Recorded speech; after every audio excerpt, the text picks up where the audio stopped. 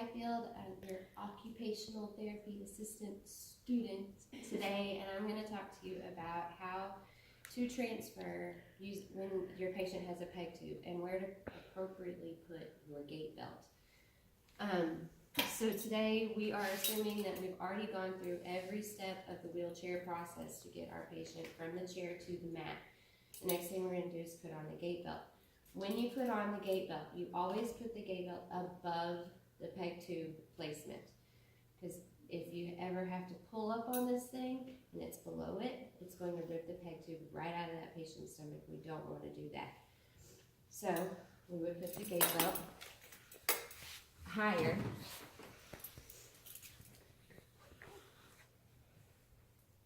above the peg tube.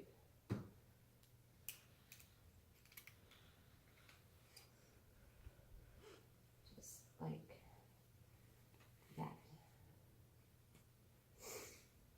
Okay, so that's where it's going to be. See how it's above the peg tube. The next thing that we're going to talk about is the cord.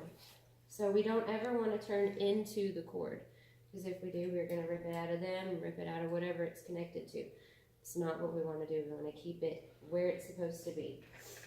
So during your tests, it can be anywhere.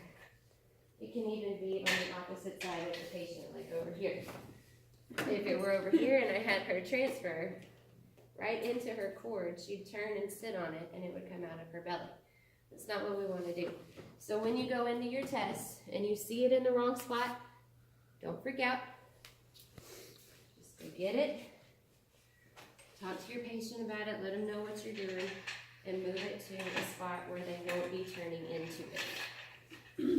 The next thing that we're going to talk about with this cord is that when you do the transfer, if it's hanging down here and you're not holding it and really watching it, it can get caught on any of these pieces of the wheelchair. It can get caught in here, up here on the armrest, wherever.